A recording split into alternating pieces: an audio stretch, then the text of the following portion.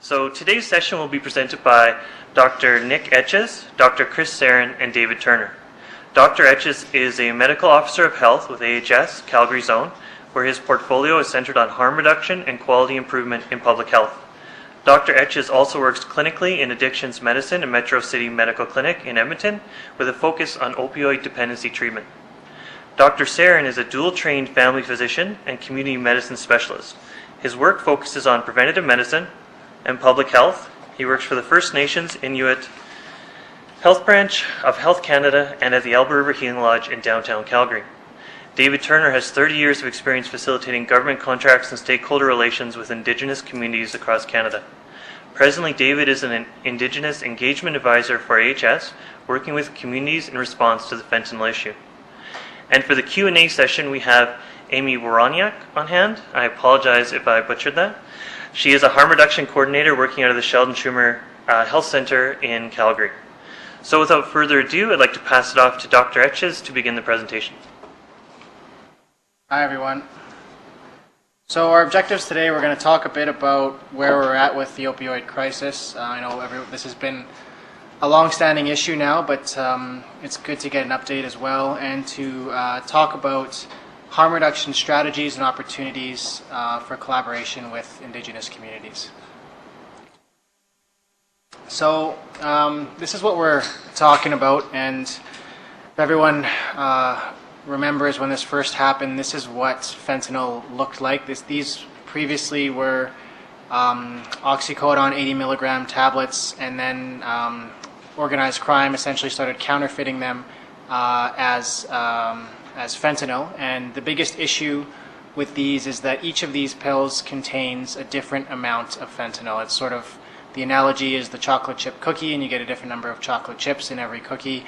And so the way that that these are actually made is that fentanyl is mixed with filler in a blender typically, and then pressed into tablets, so you get a very different amount. Some of these pills will have almost nothing in them, and some of them would be 4 or 5 times more than enough to kill someone who's opioid naive.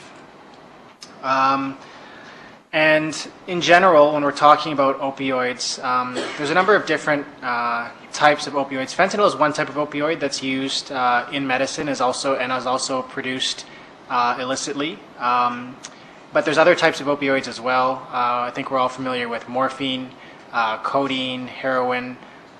These are all types of opioids, and when you take too many of any of these medications or any of these drugs, what happens is it slows down the central nervous system. And so when someone overdoses, what happens is actually their brain stops telling their lungs to breathe. So every few seconds right now, your brain is sending a signal to your lungs to inhale and to exhale. And when someone overdoses on any type of opioid, where the brain stops doing that. So what's really important to remember in overdose response is that administering naloxone, which is the antidote to an opioid overdose, is important. But the most important thing you can do for someone who's overdosed is rescue breathing. And you can actually keep someone alive essentially indefinitely with rescue breathing after they've overdosed. So you don't need a take-home naloxone kit to save someone's life, and this is incredibly important, especially in settings where potentially naloxone kits are not as accessible right now.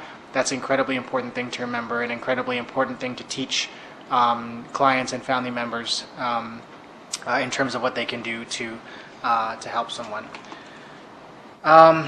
So just to provide an update, this is a graph that if you attended last year's session you would have seen, but we'll present the updated version. So along the horizontal axis here you've got the year 2011, 2012, 2013. On the vertical axis here you have the number of deaths, and the different colors represent overdoses on different types of opioids. So for example, this teal line here is oxycodone, and so you can see in 2012 there were more than 80 deaths due to oxycodone overdose, and then that subsequently decreased to less than 60 in 2013 with the advent of oxy-neo.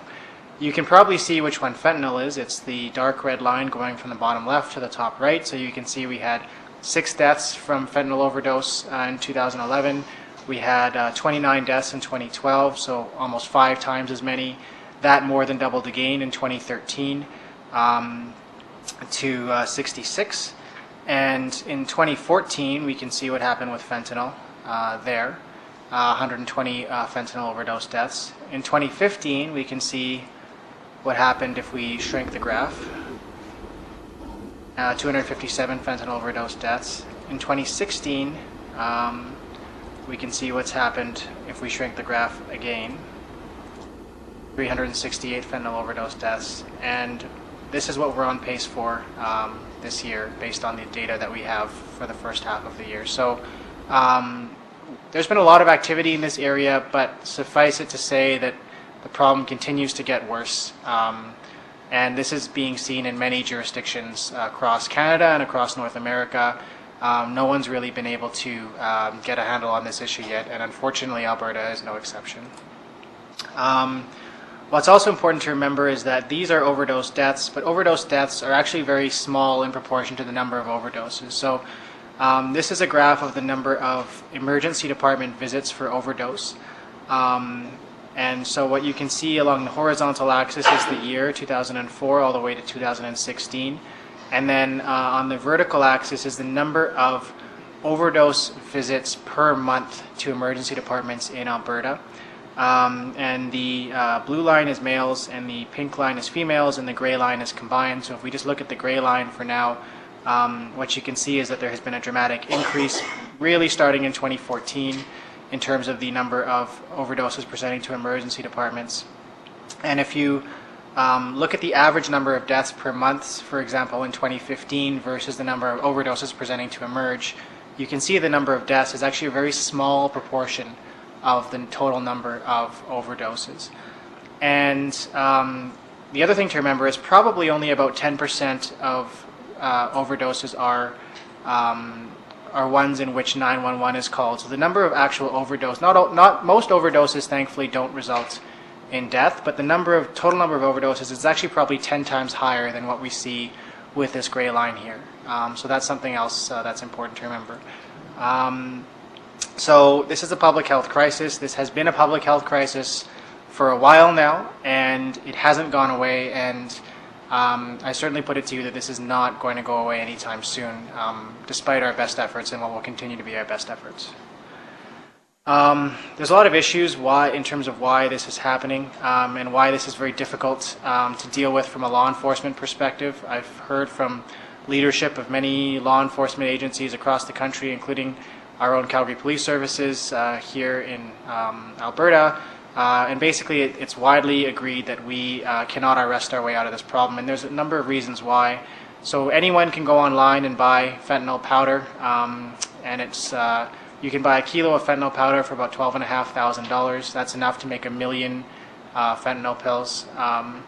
And it's shipped in small envelopes. It's very difficult for the Canadian Border Services Agency to monitor and track all of what comes into Canada. So for example, in Vancouver, there's about 100,000 packages that come in every single day.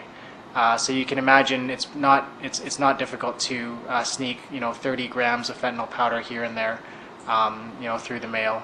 So then that's the way this is getting into the country. So again, you can order this online. So from a policing perspective, when someone orders this powder, they can also order a pill press machine for about $10,000, and then you can put that where your washer and dryer is and press pills all day, and you can do that in your condo and no one's any the wiser. So this is almost an unsolvable problem from a law enforcement perspective. There's also a huge number of users, and as we know, and as actually the Chief Chaffin of the Calgary Police has said, people that use drugs are not criminals. And drug use is not a crime, and so. But even if we were looking at it purely from a law enforcement perspective, and just in terms of the number of people that are using illicit substances, for every single death, there's about 825 non-medical users and 130 people who are dependent. And so, in Alberta, when we're talking about, we're talking about probably this year 700 opioid overdose deaths overall. It's 100 times more than that in terms of the number of folks that are dependent and using. And so, even if we took a purely law enforcement approach and everyone lined up at the police station, to be arrested. I'm not suggesting that's what we should do, but we just wouldn't have enough space. Like, this is just not a tenable solution to that problem. And so this again is the Calgary Police Chief speaking at Bow Valley College, and he said here, we can't arrest our way through addiction problems, and I certainly agree with that. And so, again, this isn't going away anytime soon, and we cannot arrest our way out of this issue. So the next thing comes up is detox and other types of abstinence-based treatment. And unfortunately, what the evidence shows us is that detox is not effective with respect to opioid use disorder. And it's a real shame, because it would be wonderful if we could just expand our detox capacity and have people present there, go through the withdrawal symptoms, and then go on with their lives and continue it to function in a socially productive way. But unfortunately, what happens is not only do most people relapse. So according to this study here, for patients that went to detox at a residential addiction treatment service, 91% reported a relapse, and the initial relapse occurred within a week, more than half the time. And so that's a problem, because not only does this not work, but this actually increases the danger, because when someone goes to detox, they lose their tolerance, and often when they go back to using, they use the same amount as they did before. There is starting to be a bit more education. I think a lot of users are realizing that if they've been abstinent for a period, they should use less. But certainly this is an incredibly high-risk period for most folks after detox. And actually, I didn't include the study here, but basically, if you look at a cohort of folks that go to detox for opioid use disorder and another cohort that don't, the people that go to detox alone actually are more likely to be dead at the end of the study period than the people that never went to detox at all. So detox alone is not, unfortunately, not a solution for this problem. And so, in addition to not being able to arrest our way out of this problem, we also cannot detox our way out of this problem. And that's a really important understanding when we're talking about the different approaches to substance use disorders. Abstinence-based approaches, can make sense for certain types of substance use, but for opioid use disorder, unfortunately, the natural history is such that this is not an advisable approach. And then the last point that as part of this slide that I want to make is that if we're not talking about arresting everyone and we're not talking about detoxing everyone, we're talking about harm reduction. And that's really important, because harm reduction has not, while harm reduction is sort of widely accepted, I would say, in the medical and nursing community, and certainly in the public health community, that isn't necessarily the case in all environments and all settings. And so that's really important. If when we're talking about something that is a huge public health issue and something that is not going to go away anytime soon, we need to start getting all on the same page about what really works, and what works is harm reduction. So what is harm reduction, now that I spent so much time talking about how necessary it is? So harm reduction, and I'm just going to read this definition here because I think it's a good one. It consists of policies, programs, and practices that aim primarily to reduce the adverse health, social, or economic consequences of the use of legal and illegal psychoactive substances without necessarily reducing consumption. And from a health service perspective, what we're really saying is people with substance use disorders don't have to stop using drugs in order to access health services. And that, with Alberta Health Services in particular, as a health authority, we have an obligation to provide compassionate and evidence-based care for people that have substance use disorders. And just to sort of help understand the concept of harm reduction, harm reduction is wearing a seatbelt when you get in your car. We all drive knowing that there's a reliable risk that some of us are going to get into accidents, some of us are going to get into fatal accidents. All of us continue to drive because we need to. And so to reduce the risk of harm, we wear seatbelts. Harm reduction is not, when we apply harm reduction to things like drugs and sex, people get concerned, but we use it every day in our lives. And so this concept really is not a stretch when we're talking about other types of preventable injury and illness from a health perspective. Again, harm reduction is supported by the Canadian Nurses Association, is supported by the Canadian Medical Association, and supported by the World Health Organization. From the medical side of things, we've known that this is evidence-based for a long time. This is not controversial on the medical side of things, but obviously the broader conversation can take longer to happen.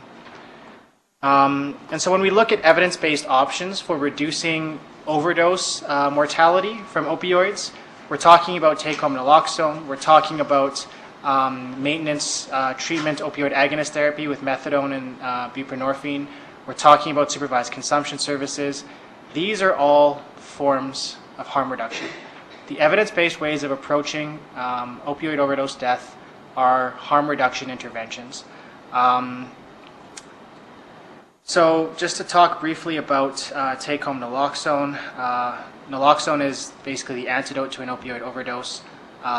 It's not a controlled substance. It doesn't give anyone a high, quite the opposite for people that are on opioids. But it also doesn't do much if you're not using opioids. So if any of us in this room, assuming that no one here has opioid use disorder, if any of us injected ourselves with naloxone, nothing would happen. Contrast that with epinephrine. If you were to inject yourself with epi, which people use for anaphylaxis, that would definitely ruin your day very quickly. So it's an inert medication. It's extremely safe, and take-home naloxone has been shown to reduce opioid overdose mortality. The other intervention I want to briefly touch on is supervised consumption services, which are places where people can use drugs in a monitored, hygienic environment to reduce harm from substance use, to reduce overdose death, and also to connect people into additional services such as counseling, social work, and opioid dependency treatment. The evidence around supervised consumption services is extremely robust, and it's had to have been because in the past it was a very controversial intervention, and so the evidence that was required to support it had to be incredibly strong. And the evidence is really not controversial. They reduce overdose deaths in the area around the supervised consumption service. They reduce ambulance call-outs. They reduce needle sharing. They also improve measures of social order. There's reduced public injecting around a supervised consumption service, and there's reduced needle debris in that area as well. And there's no impact whatsoever on crime. And so they also improve people's referral into other forms of treatment, social services, opioid dependency treatment, and they also, I think, send a message to people that are struggling with addictions that their lives matter, and that in the interim, until they're able to move on to another phase in their lives, that we think it's important that they stay alive and stay healthy, because it is. So I think now I'll pass it over. I think Chris, maybe I think this is you. Okay, thank you, Tyler, and thank you, Dr. Etches. I hope I'm being heard clearly, and I apologize for not being in person in your virtual presentation site. I am in Edmonton at Canada Place. And I think it's really important that I recognize there's multiple audiences here that we're talking to. And I want to make sure that I'm addressing both Alberta Health Services in general and documenting kind of our partnerships and our activities today, but also the First Nations sites that may be attending, and there may be different questions that come up, as well as my colleagues within Health Canada and FNIB. And at the same time, I want to reflect on what Dr. Etches has said, that this outbreak, if you will, unfortunately is not abating. And as we sit here talking about this, it is 2 people who will be dying today in Alberta. And tomorrow is National Overdose Awareness Day, and we have to not congratulate ourselves on the work that we're doing. We have to reframe and reapproach this and look at innovative ways of addressing this issue. So if you turn to my second slide, Tyler, it talks about the role that my organization, FNIB, has working on reserve. There's always a lot of questions from Alberta Health Services about what is actually happening, and I think it's important to note there's a lot of variability on First Nations. There are about 50 health centers that we fund that are generally run by the First Nations themselves, and they have a varied amount of programming depending on their size, their capacity, their funding. And generally they are focused on public health and health promotion. But we do have a lot of sites and programs that are really active in opioid and fentanyl response. So I've listed the programs there. I may have missed one or two, but generally there's a lot of areas that are supported on reserve that have some, mandate to respond to the fentanyl crisis. But also there's no specific targeted funding stream yet. Things may change. And so First Nations have to work sort of by definition with their partners, and Alberta Health Services has been very willing to come on to the First Nation, to think about how the evidence-based interventions that Dr. Etches talked about can be rolled out on reserve or accessed off reserve. And that's the work that myself and many others within FNIB and that David Turner and others within the Indigenous Health Program will talk about for the rest of the presentation. As Nick mentioned, this outbreak, epidemic, crisis, emergency, whatever you want to call it, has sort of moved west to east. And recently within the federal government, it is sort of been explicitly recognized as a public health emergency. And that means that FNIB, our organization, has kind of a emergency or crisis response. And I've put a link in the presentation if you're interested to see what that entails. But essentially, we are working on an emergency basis to address this issue. And we are observing from a national perspective, as you may have heard, in the news, the province of Ontario, for example, taking really major steps in the last couple of days to fund and support this activity, and Alberta has been doing it, of course, for over 3 years. So I think when it hits Ontario, it becomes a national emergency, unfortunately, but it's been that way out west here for 2 or 3 years, as Dr. Etches mentioned. On my second slide, Tyler, I have I wanted to talk about our experience of the past 2 years and how we work together with First Nations, Alberta Health Services, harm reduction agencies, and other partners to really do this work. And I want to encourage all the people attending, whatever role you have within Alberta Health Services or working with FNIB or working on reserve, to continue this partnership because, as we've learned, there's more work to be done. So FNIB as a government, we're actively involved. We're part of the the public health crisis response of the province, and we're very welcomed. And I think First Nations considerations are front and center in many components of the Alberta response. We always, within the government, we're used to providing extra support when communities are at the crisis level. We hopefully work more upstream and try and prevent opioid and fentanyl issues, but as you know, we're in the middle of a crisis here, and so we've worked with a number of high impacted communities, some of which you know about, they're in the news, others which are maybe more quiet about talking about their fentanyl or opioid crisis issues. So we do provide extra support upon request, or when there's for example a cluster of opioid overdoses or deaths that we observe. We're involved with Alberta Health and Alberta Health Services in trying to understand what's happening. Data is always everything in public health, and there's still lots of questions we have. And I know Dr. Etches and others have thought about how to answer those very specific questions about what's happening to Alberta First Nations. And I hope that we'll be able to get better, more specific data in the future. But as it stands right now, it's safe to say the impact is felt across Alberta, on reserve, off reserve, urban, Indigenous population, Métis communities, and on reserve. We do a lot of communication in the government, and I've listed a link to the First Nations telehealth portal in the presentation. Myself and David Turner and others from Alberta Health and Alberta Health Services have done targeted awareness sessions. We've done it through telehealth, and they're recorded for your information and available at the web link.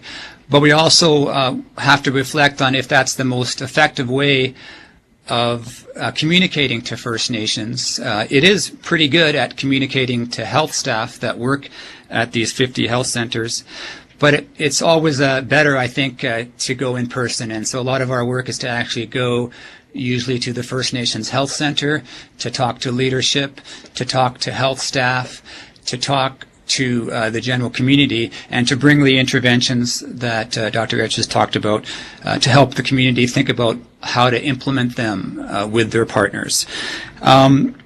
The other activities that I'll go to slide 3, Tyler, thank you. The TakeHome Program, overdose response in general, has been a priority, and I think David will also speak to some of this information. But I want you to be aware that we observed, I guess, the overdose outbreak seemed to occur actually earlier on reserve with the Blood Tribe, and they have talked openly about this, and they may be attending this session as well, because they are still in an active crisis response, and they needed to implement overdose awareness, naloxone programming, prior to the general rollout across the province of a program. And so we've supported them, and they are really, it's their program, and initially we did simply provide some of the naloxone itself, but they have their own program, and it's very interesting. They're an example to other First Nations as to how to address this issue in a coordinated way.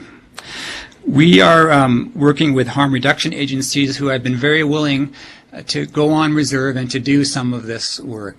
And this is generally in smaller communities where that capacity may not be there. The nursing staff may not be present all the time. The health center is not open 24/7.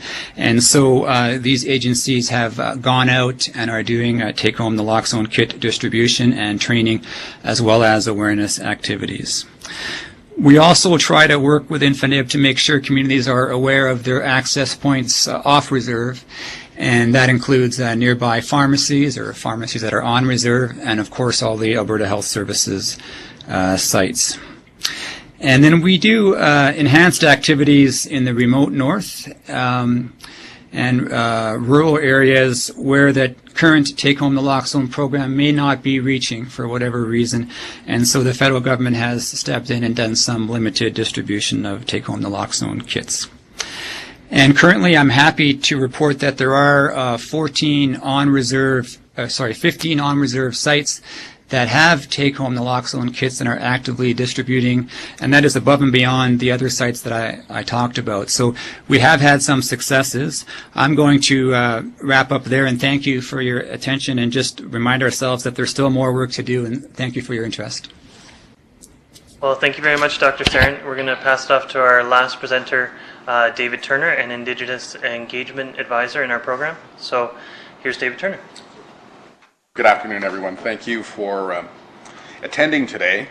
So in my role, working with the Indigenous Health Program on addressing fentanyl access and access to take-home naloxone kits, the first thing that we need to talk about as far as the Indigenous Health Program is around jurisdiction. AHS, the Indigenous Health Program, doesn't necessarily have jurisdiction on reserve. That's First Nations Inuit Health Branch. So we've been working collaboratively with FNIB to ensure that we're adhering to protocols on reserve by engagement, or when requested, we will go to the reserve and provide information around what Alberta Health Services has to offer. We do that through the health directors, and in the Treaty 7 area and in Treaty 6 area, we've been requested by some of the leadership, chief and council, to come and provide additional information about what AHS has to offer in response to fentanyl, and how they can get registered as sites, and how they can get replacement sites as well on reserve. And again, there's 17 sites. I think Chris was talking about there was 14 sites, and as far as Amy is concerned, she's the Amy Woroniuk. There are 17 First Nations health centers in Alberta registered as sites with take-home naloxone kits. The Indigenous Health Program doesn't have an addictions and mental health services embedded in our program delivery.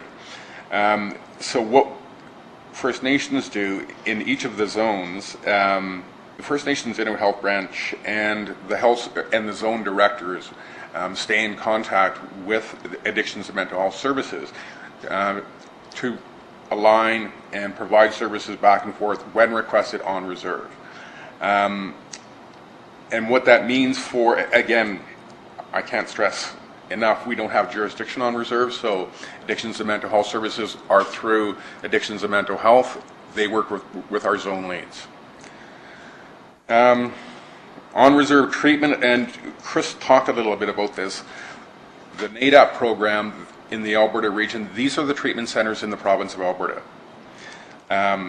Within the province of Alberta, these treatment centers are all predominantly abstinence-based treatment centers, which means that there's only one out of all of these that has a harm reduction program, and that's Kapowen. And that treatment program does have in-house harm reduction services, and they also do have access as well to take-home naloxone kits. Some of these other ones are also working on it. I heard this past week that Siksika Medicine Lodge, which is a youth treatment program, also has access to harm reduction as well. There was a couple of questions around what the Indigenous Health Program generally our work, and this is taken from the AHS webpage. So our work within the Indigenous Health Program is guided by 5 important areas: caring for our patients with respect and dignity, improving access to healthcare services, treating people as unique individuals, managing some addictions and mental health, and staying up to date on the health of Indigenous Albertans. So we do this by connecting with Indigenous programs, communities, leaders, decision makers, and patients. And in addition, we are also guided by the advice of our Wisdom Council, and it's a group of First Nations, Métis, and Inuit Albertans who came together in 2012, and their goal is to help ensure that all Indigenous Albertans receive the best possible care here in the province of Alberta. Each of the zones does have a zone manager, and they have a variety of services as well, ranging from navigators, hospital liaisons, cultural helpers in each of the zones, and that's connected and available to any of the nations that are in each of those zones as well. Back to the community access. So my work with Chris, so we provide information and access to take-home kits as requested. We've attended a number of community health presentations here in Northern Alberta, Central Alberta, and here in Treaty 7 area. We're also, this is an ongoing service available to provide telehealth sessions regarding registering, how to get registered with AHS, and we'll walk the nations through that registration process, because in some cases it can be a little cumbersome and a little challenging, just given the technological limitations with some of the nations here in Alberta. So the collaboration, like this is a joint thing. AHS Indigenous Health Program, we collaborate to provide information, set up distribution, participate. We're currently participating in a joint evaluation with AHS on distribution of the take-home naloxone kits. We're also additionally exploring options on providing access to treatment through AHS beyond harm reduction for abstinence-based services within AHS, because presently here in the province of Alberta, in some of the nations, naloxone and, well, actually fentanyl isn't present in all First Nations communities. What's been identified to us by some of the health centers and some of the community agencies that we're working with on reserve is that methamphetamine has taken hold, and it's quite an epidemic across the province right now. And abstinence-based programming is preferred to harm reduction for that intervention. These are the sites distributing naloxone kits in each of the zones. We thought we would break it down in each of the zones. And again, down south, Standoff Health Clinic and the Cardston Clinic, which is a Suboxone clinic, is that supervised methadone replacement therapy program. This is the website where all of the information for how to access kits and how to get registered to be a site distribution. This is available as well online. Opioid dependency treatment. There are 15 ODP clinics across the province, 5 are AHS clinics, And over the last year, AHS has expanded clinics in Cardston, Grand Prairie, and a maintenance program in Fort McMurray. Central Zone, through video conferencing, it's a new program, is offered in Wetaskiwin, Rocky Mountain House, Stettler, Ponoka, Camrose, and Drayton Valley. And that's it for me. Well, thank you, David, and thank you, Dr. Etches and Dr. Sarin. We have a healthy amount of time for questions and answers, but I do have a few questions that have come in on text, and so I'll start with those. And hopefully the presenters and Amy can self-select as to who might be the best person to respond to the question. So the first question is really kind of a two-parter that I'd like to ask. It begins, are there efforts underway to introduce supervised consumption sites on reserves impacted by the crisis? And then the second part is AHS active in advocating for supervised consumption sites in communities impacted by the crisis? I'm not sure if who might be the best to do that, but I'll let you guys self-select for a second. It's and Dr. Sarin here in Canada Place. As you may have maybe aware, FNIB is a branch of Health Canada, and so we are linked in to the Health Canada efforts to smoothline the process for supervised consumption services. But we are not aware of any on-reserve site, and I think we aren't directly involved on any of the assessment processes or applications. But I do think it's a very important question, and I think that some First Nations in Alberta have the potential and the capacity to do this. So I'm hopeful, and perhaps Dr. Etches can comment, that some of the applications or underway across Alberta would consider the nearby First Nations, whether it's in Calgary, Lethbridge, Cardston near the Blood Tribe, or Grand Prairie, that I hope that those considerations get embedded, but we are not part of the process. So thank you for the question. So Dr. Etches will add on to that, I think. Sure. So I think for a lot of the, so for example, we announced the supervised consumption service application for exemption at the Sheldon Shumir, and so a lot of the planning for that, we're certainly taking into account Indigenous perspectives, and the connection with the Elbow River Healing Lodge, for example, would be incredibly important there. In terms of actually having supervised consumption services available on reserve, for example, I've not heard any conversations to that end at all so far. It's an important consideration, and I think I would also maybe, certainly defer to my colleagues with more experience and expertise in working in collaboration in this area, like David, like Dr. Sarin, and many others, in terms of, is this something that is obviously desired by any given First Nation, and then if so, how do we move that forward there in terms of all of the different requirements in order to set these up? So at AHS, we're certainly open to that idea, but I've not heard of any specific asks, but again, that could be just because I'm not in the loop with all of these conversations, so there may be something that I'm not aware of. Thanks. Should I solicit another question? Sure. I think so. So if there's someone at the site who would like to ask a question, we'll give that try a turn. So please pipe up, take this opportunity, and field a question from one of these experts.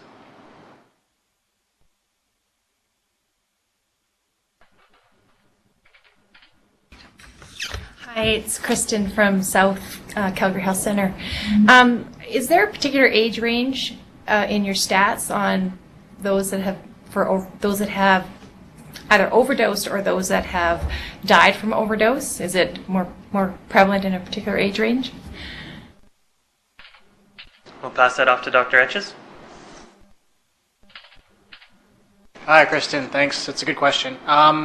So thankfully, to this point, we haven't seen a huge number of overdoses and overdose deaths in those under 18, and I think that's obviously a big concern for all of us. If you look at the age distribution for overdose and overdose deaths, it's really ages 20 to 65 is where we're seeing the bulk, and it's also mostly happening in in men, particularly young to middle-aged men, and that is obviously a concern and actually a demographic I think that we have not spent enough time focusing on.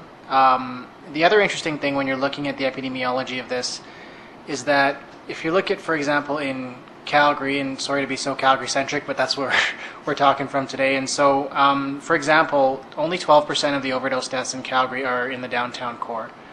So we're talking about 88% of deaths occurring in the surrounding communities and suburbs. And so what we've got is a lot of people using drugs in their bedrooms and dying in their bedrooms.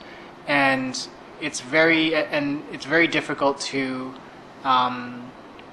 try to draw those people out and and try to figure out how do we connect with those individuals, how do we identify with them, and how do we convince them to come and access services. And I think that's part of why harm reduction is so important, because part of harm reduction is meeting people where they're at in a non-judgmental fashion. And when people feel safe accessing healthcare services and feel like they'll be able to do so without being stigmatized, I think that helps lower some of those hurdles to get people out of their homes and into treatment and into contact with us at healthcare. So it's a bit of a long answer to your question, but there are some challenges that do relate to the demographics that this is affecting and in reaching those specific people. I have a text question next. I'm going to combine a few people's texts because I think they kind of touch on a similar topic. And so the first part is about, is there any work being done to improve the delivery method or the uptake of the take-home naloxone kits? And then there's a couple of follow-up questions from a few other people, possibly in the answer if people could touch on, or one of the presenters could touch on, auto-injectors and the nasal naloxone delivery method. So if there's an update on that, that would be great. I think Dr. Sarin, I don't know if you have something to say, but I think maybe Amy or Nick here will have at least the first crack at this question.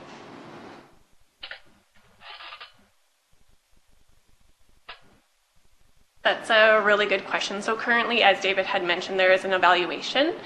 So it's a collaboration between AHS, ACCH, and Alberta Health, looking at the uptake of the program and how we can better serve Albertans. So that is in progress, and it's, we'll definitely release results when they're available.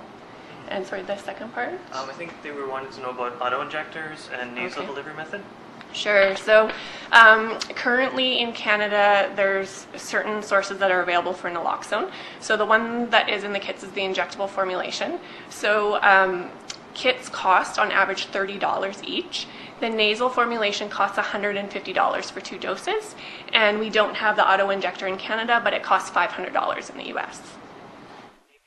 To grab you for a second, I want to follow up with 2 questions. Sure. Some people have asked who are paying for the kits, where that is coming from. Yeah. And the second part is people are asking if family members are able to get it. There's some confusion about if you are to dispense it to someone using fentanyl, how they would administer that to themselves. So Yeah, we touch on those things. That's definitely a fair question. So it's a bit confusing. So in community, naloxone is unscheduled, meaning that you don't need a prescription in order to receive it. So kits are available at pharmacies and community distribution sites. So any staff member can provide those kits to people who are at risk of overdose and those who may witness an overdose. Things are a little bit more contextual in acute care because it's still considered, and this includes emergency departments and any programs that are on hospital grounds. So naloxone is considered a Schedule II medication, and so it would require an order from an authorized prescriber in order to receive that kit. And at this time, only those at risk of overdose can receive those kits at that time. And did I miss something? I don't think you did. Okay. I hope not. Okay. If you want to follow up with that by asking a question at the site, if something was missed, please do. But we're going to take another question from one of the sites. So again, we have about 12 minutes left, so I encourage you to take this opportunity. Oh, we have a question here at Southport. You can either come up or I can repeat it. No, I'll just say it loudly. Okay. Is there only one safe consumption site planned for Alberta? And because I know about the Sheldon Schumer, but I didn't know if there was anything else. And when is it fully operational and ready to go? Okay, so that's a great question. We'll ask Dr. Etches to come up here just so that it's a better presentation when we can see people. In terms of the supervised consumption services in Alberta, so there's been an application for exemption submitted for the Sheldon Shoemere. There's also been one that's submitted in Edmonton for actually 4. It's considered sort of 1 or 2 sites, one at the Royal Alec, and then 3 that are clustered in close together downtown around the Boyle-McCauley area. So there's those sites that have submitted exemptions, and I would be very surprised if those were the only supervised consumption services that we end up with in Alberta. At the Sheldon Shoemere, we're looking at early 2018 for that to be operational, basically as soon as possible. There's obviously some... There are 10 minutes remaining in this video conference session. But I also just wanted to just quickly expand on the last points that Amy was making, because I just think it's really important. If you access take-home naloxone at a community site, including a community pharmacy, friends and family can get take-home naloxone kits. I think that's really important because that is actually, as was part of the question, this is not for self-administration. And so it is incredibly important. It's a sort of administrative / medical legal hurdle that prevents them from being dispensed to friends and family in hospitals. But if you're outside of a hospital setting, or if you're in a community setting, you can, as a friend or family member, or even just someone who walks in a high-risk area where you're more likely to see an overdose, you can get a take-home naloxone kit under with current regulations. What do you need to get a kit? Well, to get a kit, you don't need. You need to be trained, and part of getting a kit includes overdose training. But you don't need need a health card, a provincial healthcare card, and you don't need ID. So really, if you're talking about a community pharmacy, pretty much anyone can walk in and pick up a kit if they're concerned that they're going to see someone overdose and they want to be able to respond. And it's incredibly important that as part of that, that person receives proper training in how to respond to overdose. Because as I mentioned before, the most important part of overdose response isn't naloxone, it's rescue breathing. And that's a really important point to get across, because otherwise I think that's can be easily lost. So, sorry, just going back to the first question, are there any safe site applications being put forward from First Nations in Alberta? I'm not aware of any. David, Chris? I'm not aware of any. Okay. David responded to that question just in case the microphones didn't caught him. He also said that he was not aware of any. And I guess we did miss a little bit of that first question. Somebody wanted to know about who pays for the funding. And so, sorry. yeah, no problem, Amy. That's my fault too. I didn't catch it. Yeah, sorry about that. So AHS holds a grant. The grant is given to us by Alberta Health. So it's an annual grant. Take-home naloxone is not part of operational funding or core funding. So each year we have to apply for funding from Alberta Health, and then it is distributed to us yearly. And so we are just starting our second cycle. So I'll be submitting another grant in the fall for the next fiscal year. Okay. Thanks, Amy. I'm going to combine a couple more text questions again. I have questions around people wanting to access these kits and anonymity, and people the liability or possible other ramifications of administering these kits. So I wondered if there's somebody who could touch on the practical application of running this program and administering this antidote.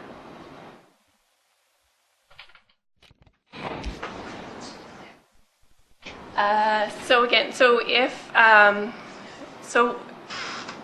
naloxone, the injectable formulation in the kits can be administered by anyone in a public setting. So a layperson can administer naloxone if they have a kit.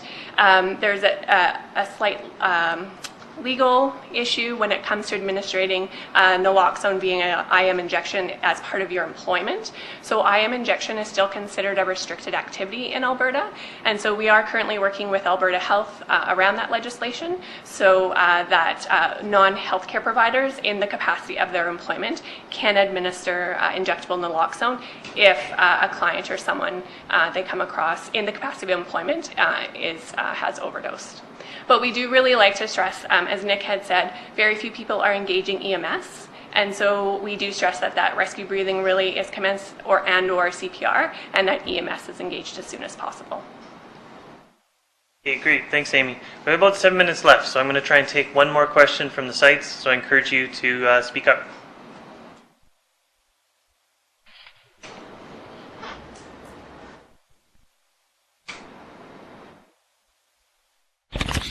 Hi, I'm calling from Hardisty. I'm a very rural site. I noticed that they've made some sites available, for example, in Camrose, Drayton Valley, Rocky, Stettler, Panoka. But how do people get to those sites? Is there funding for them to get to those sites for help? David, would you like to come up? It seems like maybe you have a bit of at least the beginning of an answer for this one. Maybe Dr. Sarin can complement it. Your question was related to the rural telehealth program that was started up a number of months ago, I think less than 6 months ago. And it's a telehealth service that does provide access to services from AHS through telehealth. If there's a pharmacist available on site who could assist with administering and working with that telehealth service from AHS. And I can send you the link to the contact people for that service. That would be great. So then someone could come into a more rural hospital and be served that way. Correct. That's awesome. Thank you. Okay, thank you, David. We're going to try and get maybe 2 more questions in the last 5 minutes. The first one is, for families that have drug users, not necessarily opioid users, but marijuana, for example, is it recommended to have a kit on hand for potential overdose if fentanyl has been added to other drugs? I think Dr. Etches is going to respond to this one. So we have seen fentanyl or carfentanil and a whole bunch of other horrible things in other drugs. So specifically methamphetamine, cocaine, and we've certainly had folks who have overdosed who thought they were only using cocaine and it wasn't, and it was an opioid and it was fentanyl, and we've had some unfortunate outcomes there. And so for those individuals, so basically I would say anyone who's using cocaine in North America right now should have a take-home naloxone kit available. I think that's a fair thing to say based on what we've seen. I think it's also important though we need to be realistic based on what we've seen. We have not to this date seen fentanyl in marijuana. And that's something that our colleagues at Calgary Police Service continue to stress over and over. And so, we have definitely seen it in cocaine, we've definitely seen it in methamphetamine, but we haven't seen it to this date in marijuana. Obviously, if and when we do, that will be something to consider. But, right now I wouldn't say that anyone who's exclusively using marijuana would need to obtain a take-home naloxone kit. And then try and grab one more quick question. Hopefully we can have a brief response to this. Is there any change yet on AHS declaring fentanyl a provincial emergency? As a frontline worker who sees overdoses regularly, almost exclusively on reserves, does the First Nations Inuit Health Branch advocate for changing this? It seems like everyone from all sides is on board with more safe consumption sites, so would having the potential additional emergency funds create more access for safe sites on these reserves with high OD and death rates?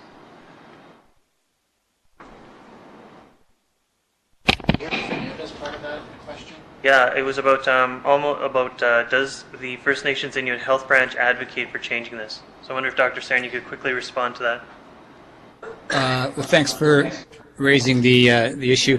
I think it's important to note that I think, and David can correct me, 2 or 3 First Nations have declared emergencies based on fentanyl or other concerns about illicit drug use. And so they certainly view it as an emergency. Certain First Nations, now the picture is not the same as we mentioned in the presentation for every First Nation across Alberta, and some First Nations have other health priorities. And so there's variable need, variable capacity, variable impact, but some First Nations certainly treat this as an emergency, and FNIB responds as such. And then the first part of the question, no, we are not an advocacy organization. We work in partnership with Alberta Health and Alberta Health Services. We have personal opinions about how to approach this, but we work under the current crisis response process of Alberta Health, and that's our process. Dr. Sarin, I'm sorry to cut you short, but I have a tendency to always try and get one more question or a bit more practical use out of this, and we have a very short amount of time, so I'd like to thank you for your contributions. I think it was very valuable today. Thank Dr. Etches, who has, I've heard, given this presentation numerous times and gave a terrific effort, and we really appreciate his investment. And thank you to Amy Woroniuk for showing up, and of course David Turner, all the efforts and all the work that he does with the communities. And thanks again, Amy. We really appreciate you taking out some time in your day to answer a lot of the questions we fielded this afternoon. So thank you very much for coming, and I hope we helped out. If you have any questions, you have my email and my phone number. So have a great day.